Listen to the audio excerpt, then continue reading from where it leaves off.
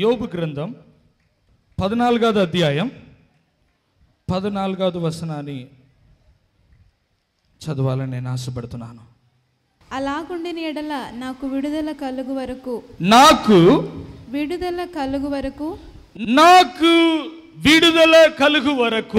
నా యుద్ధ దినములన్నీ నేను కనిపెట్టి. హల్లెలూయా. ఇక్కడ తమిళం బైబిల్లో ఎలాగ రాయబడి ఉందంటే, ఇక్కడ భక్తుడైన యోబు ఒక మాటను తెలియజేస్తున్నాడు. అది ఏంటంటే,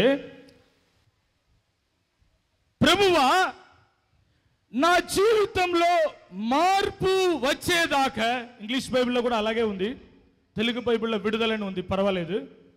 నా జీవితంలో విడుదల వచ్చేదాకా నేను ఆ విడుదల కోసం ఎదురు చూస్తా ఉన్నాను. హల్లెలూయా. ఇంకొక ట్రాన్స్లేషన్ ఇలాగ చెప్తుంది, నా జీవితంలో మార్పు వచ్చేదాకా నేను ఎదురు చూస్తా ఉన్నాను.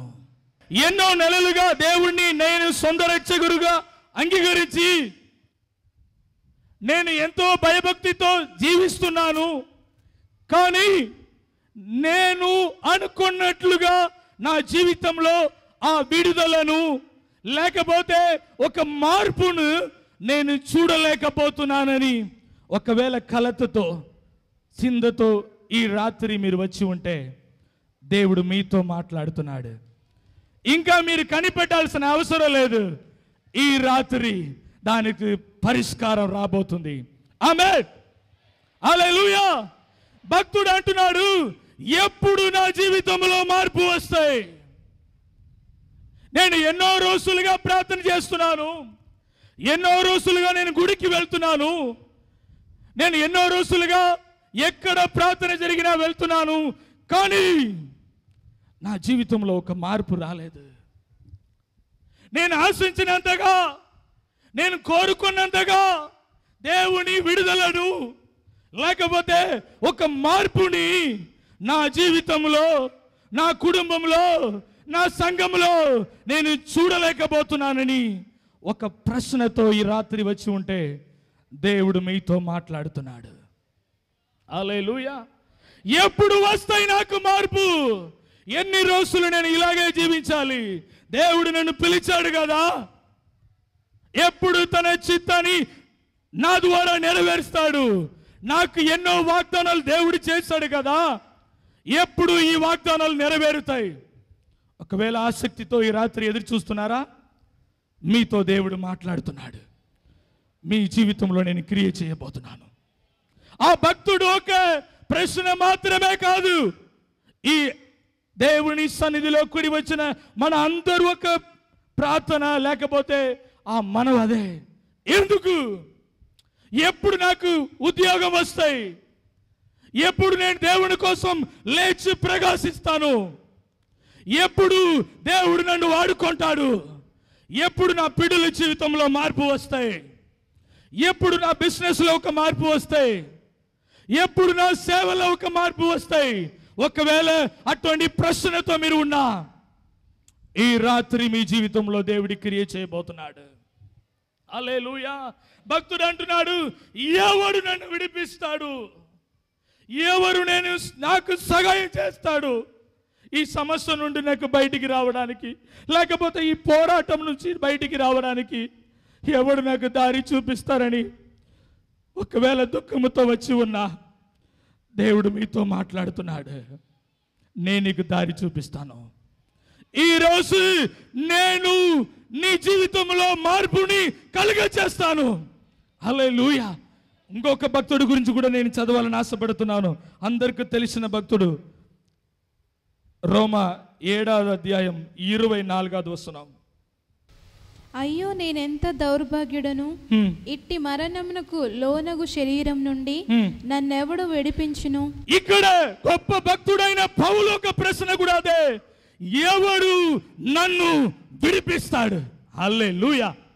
హల్లెలూయా. ఇంకొక వాక్యాన్ని చదవాలి. ఎలాగనగా నేను చేయనది నేను ఎరుగను, నేను చేయు ఇచ్ఛించినది చేయక ద్వేషించినదియే చేయుచున్నాను. ఇక్కడ అంటున్నాడు, ఎందుకు తెలుసా? నేను అనుకుంటున్న మంచి వాటిని నేను చెయ్యట్లేదు. ఇదే మనకు మీకు నాకు పోరాటం. నేను అనుకుంటున్నాను, నేను రోజు ప్రార్థన చేయాలని నేను అనుకుంటున్నాను, కానీ నేను చేయలేకపోతున్నాను. ఇదే పోరాటం. నేను ఈ రోజు నుంచి ఈ చెడు అలవాటుని మానేయాలనుకుంటున్నాను, కానీ ఇక్కడ నుంచి వెళ్ళగానే మరలా వాటిని నేను చేసేస్తున్నాను. ఇక్కడ భక్తుడు కూడా అదే అంటున్నాడు, నాకు ఇష్టమైన దాన్ని నేను చెయ్యట్లేదు, కానీ ఇష్టం లేని వాటిని నాకే నచ్చట్లేదు, కానీ నేను ఏం చేస్తున్నానంటే వాటినే చేస్తున్నాను. ఒక పోరాటం నాలో కనపడుతుంది. నేను అనుకుంటున్నాను, ప్రార్థనకి వస్తున్నాను, వాక్యాన్ని వింటున్నాను, ఈ రోజు నుంచి నేను ప్రార్థన చేస్తానని తీర్మానం చేస్తున్నాను, బయటికి వెళ్తున్నాను, దాన్ని మర్చిపోతున్నాను. నాకు తెలుస్తుంది ప్రార్థన చేస్తే దేవుడు నన్ను ఆశీర్వదిస్తాడని, ప్రార్థన చేస్తే నన్ను దీవిస్తాడని, ప్రార్థన చేస్తే దేవుడు నన్ను వాడుకుంటాడని నాకు తెలుసు, కానీ నాకు తెలిసి వాటిని చేయలేకపోతున్నాను. ఎందుకో నేను చెయ్యాలనుకుంటున్న వాటిని చేయలేకపోతున్నాను. నేను అబద్ధం ఆడకూడదు అనుకుంటున్నాను, కానీ నేను అబద్ధం ఆడేస్తున్నాను.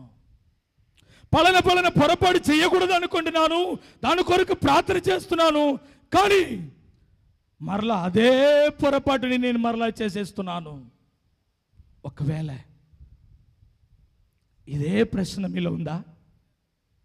నేను అనుకుంటున్నాను, నేను చేస్తున్న కార్యం నాకే నచ్చట్లేదు, కానీ నేను చేసేస్తున్నాను. ఎవడు నన్ను విడిపిస్తారని ఒకవేళ ప్రశ్నతో ఈ రాత్రి మీరు వచ్చి ఉన్నారా? దేవుడు మీతో మాట్లాడుతున్నాడు. ఎన్ని రోజులు నేను నా కుటుంబం ఇలాగే జీవించాలి? దేవుని నమ్ముకుంటే నీ బాగుంటావని, సమస్య నుంచి బయటపడతావని, దేవుని ఆశీర్వాదాన్ని అనుభవిస్తావని ఎన్నో దైవజనుల ద్వారా దేవుడు మాట్లాడారు కదా. ఎందుకు నా జీవితంలో ఇంకా అటువంటి ఆశీర్వాదాన్ని అనుభవించలేకపోతున్నాను? ఒకవేళ అటువంటి ప్రశ్నతో ఉన్నారా? ఈ రాత్రి దేవుడు మీతో మాట్లాడుతున్నాడు. వాటికి పరిష్కారాన్ని దేవుడు ఇవ్వబోతున్నాడు. హల్లెలూయా!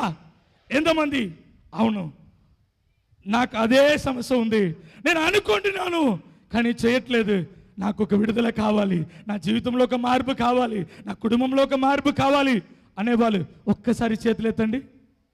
హల్లెలూయా! దేవుడు మన నోటు నుంచి మాట రాకముందే వాటిని ఎరిగి ఉన్న దేవుడు. ఆమె ఏం చేస్తే విడుదల కలిగితే చూస్తామా? చూడండి, కీర్తన 91:14 చదువుతాం. ఏమున్నాయి మనకు? ప్రశ్న, ఎవరు నన్ను విడిపిస్తాడు? ఎవడు నా జీవితంలో మార్పుని కలిగ చేస్తాడు అనుకుంటున్నాం కదా.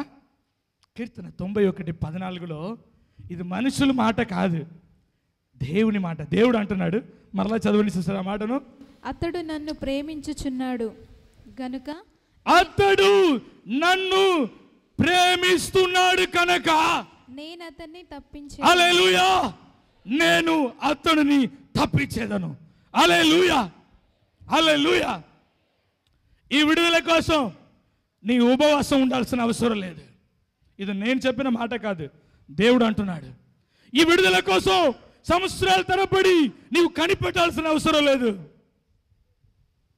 దేవుడు అంటున్నాడు, అతడు నన్ను ప్రేమిస్తున్నాడు కనుక అతడిని నేను తప్పించేదను, అతడిని నేను విడిపించేదను, అతడిని నేను ఆయన జీవితంలో నేను మార్పును కలిగ చేస్తాను. హల్లెలూయా! హల్లెలూయా!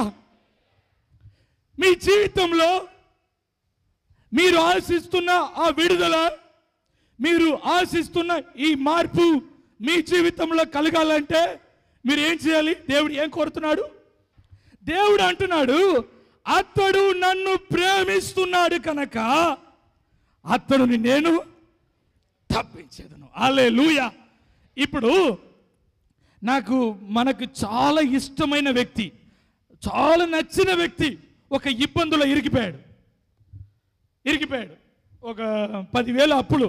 అక్కడ అప్పులు వాళ్ళందరూ పట్టుకొని ఆయనని ఎంతో దూషణంగా మాట్లాడుతున్నారు, లేకపోతే కొట్టడానికి వస్తున్నారు, మీరు చూసి ఏం చేస్తారు? ఎవర్రా చేయడానికి? ఎవరు?